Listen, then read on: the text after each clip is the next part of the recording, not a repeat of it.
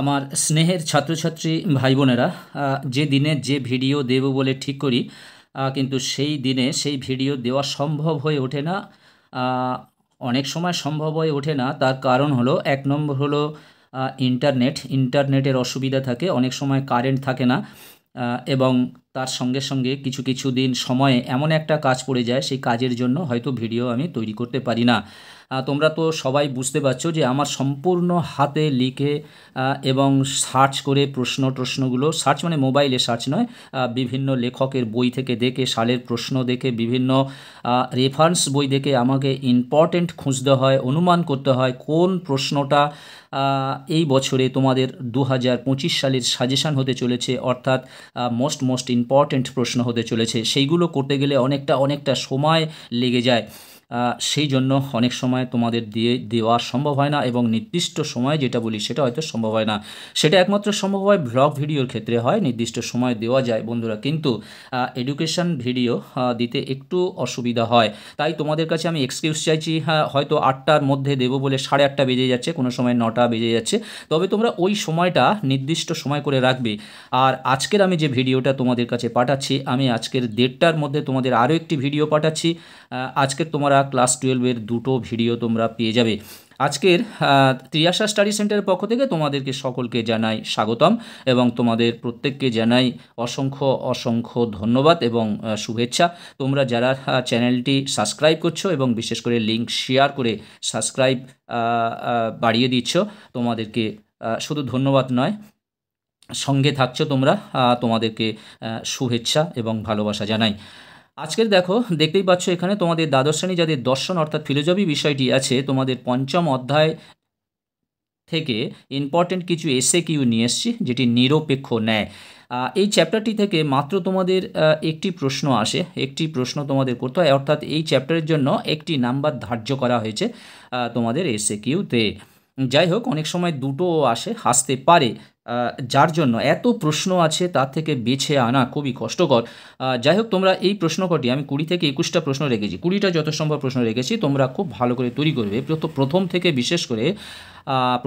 বিশেষ করে তোমরা 15টি প্রশ্ন তো খুব ভালো করে তৈরি করবে, তার থেকে একটি তোমরা কমন পাবেই। বন্ধুরা, তোমরা যারা এখনও চ্যানেলটি সাবস্ক্রাইব করোনি, তোমরা অবশ্যই চ্যানেলটি সাবস্ক্রাইব করে নাও এবং বন্ধুদেরকে লিঙ্ক বেশি করে শেয়ার করো পরবর্তী গুরুত্বপূর্ণ ভিডিওগুলির জন্য। দেখো, 1-এর দাগের প্রশ্ন, আবর্তন কয় প্রকার ও কি কি? আবর্তন 2 প্রকার, সরল আবর্তন, সীমিত বা অসরল আবর্তন। সরল আবর্তন কাকে বলে? যে আবর্তনে আশ্রয় বাক্য ও সিদ্ধান্তের পরিমাণ এক হয়ে থাকে তাকে বলে সরল আবর্তন। অমাধ্যম অনুমান কাকে বলে? যে অবরোহ অনুমানে একটি মাত্র যুক্তিবাক্য থেকে সিদ্ধান্ত অনিবার্যভাবে নিঃসৃত হয় তাকে অমাধ্যম অনুমান বলে। 4 দাগের প্রশ্ন, মিল অমাধ্যম অনুমানকে প্রকৃত অনুমান বলেন না কেন? মিল ছিলেন একজন যুক্তিবিজ্ঞানী, তিনি অমাধ্যম অনুমানকে প্রকৃত অনুমান বলেন না, কারণ অমাধ্যম অনুমানে সিদ্ধান্তের মধ্যে নতুন কোনো তথ্য পাওয়া যায় না।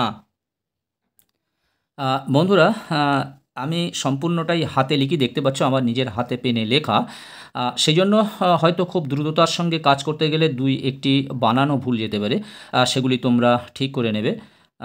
তোমরা অবশ্যই ঠিক করে নেবে। 5-এর দাগের প্রশ্ন, আই বচনের বিবর্তিত বচন কি হবে? আই বচনের বিবর্তিত বচন ও বচন হবে। এ বচনের আবর্তিত বচন কি হবে? এ বচনের আবর্তিত বচন হবে আই বচন। হবে বলে আবার ফের আই বচন হবে হয়েছে, এই হবেটা কেটে দাও, আই বচন। ই বচনের বিবর্তিত বচন কি বচন হবে? ই বচনের বিবর্তিত বচন এ বচন হবে। সরল আবর্তন কোন কোন বচনের হয়ে থাকে? ই বচন ও আই বচন সরল আবর্তনের হয়ে থাকে। 9 দাগের প্রশ্ন, ই বচনের আবর্তিত বচন কি হবে? ই বচনের আবর্তিত বচন ই বচনই হবে। অমাধ্যম অনুমানের একটি উদাহরণ দাও। যেমন দেখো, অমাধ্যম অনুমানের একটি উদাহরণ, যুক্তিবাক্য সকল ছাত্র হয় বিনয়ী, এ বচনে। আবার আই বচনে দেখো, কোনো বিনয়ী ব্যক্তি হয় ছাত্র। 11 দাগের প্রশ্ন, সকল মানুষ হয় বিচার বুদ্ধি সম্পন্ন জীব, বচনটির আবর্তন করো। এ বচনে সকল মানুষ হয় বিচার বুদ্ধি সম্পন্ন জীব আবর্তনীয়, এবং আই বচনে কোনো বিচার বুদ্ধি সম্পন্ন জীব হয় মানুষ। ই বচনের বিবর্তনের আবর্তিত বচনটি কি হবে? ই বচনের বিবর্তনের আবর্তিত বচনটি আই বচন হবে। বিবর্তনের বৈধতার গুণ সংক্রান্ত নিয়মটি কি? বিবর্তনের আশ্রয় বাক্যের গুণ সিদ্ধান্তের পরিবর্তিত হয়। এ বচনে সরল আবর্তনের একটি বাস্তব দৃষ্টান্ত দাও। যেমন দেখো, এ বচনে সকল বৃক্ষ হয় উদ্ভিদ, এ বচনে সকল উদ্ভিদ হয় আবার বৃক্ষ। কোন বচনের আবর্তন সম্ভব নয় বা অবৈধ? ও বচনের আবর্তন সম্ভব নয়।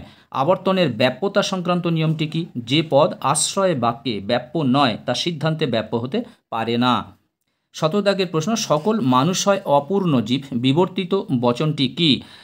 এ বচনের বিবর্তন সকল মানুষ হয় অপূর্ণ বিবর্তনীয়।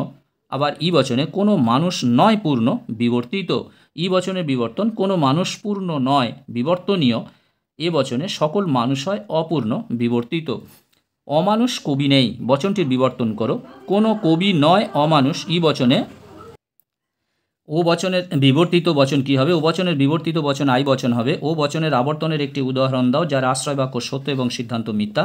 ও বচনে কোনো কোনো বিজ্ঞানী নয় দার্শনিক, এটা সত্য। আবার কোনো কোনো বিজ্ঞানী হয় অদার্শনিক, মিথ্যা। বন্ধুরা, দর্শনের ব্যাপারে তোমাদের বলবো, তোমাদের যে যার স্কুলের দর্শন বিষয়ের শিক্ষক কিংবা শিক্ষিকা থাকেন তাদের কাছ থেকে তোমরা এই বচন সম্পর্কে একটু ভালো করে তোমরা বুঝে নেবে, কারণ এটা একটু বোঝার ব্যাপার আছে, না তো তোমরা ফিলোসফিতে ভালো নাম্বার কালেক্ট করতে পারবে না। বন্ধুরা, আজকের মতো ভিডিওটি শেষ করলাম। তোমরা যারা চ্যানেলটি সাবস্ক্রাইব করোনি তোমরা অবশ্যই চ্যানেলটি সাবস্ক্রাইব করে নাও এবং বন্ধুদেরকে লিঙ্ক বেশি বেশি করে শেয়ার করো। তোমরা একটা লাইক করে দিও, প্রয়োজনে কমেন্ট করো। আবার কথা হবে নেক্সট ভিডিওতে অন্য একটি সাবজেক্টকে নিয়ে। সকলকে অসংখ্য অসংখ্য ধন্যবাদ।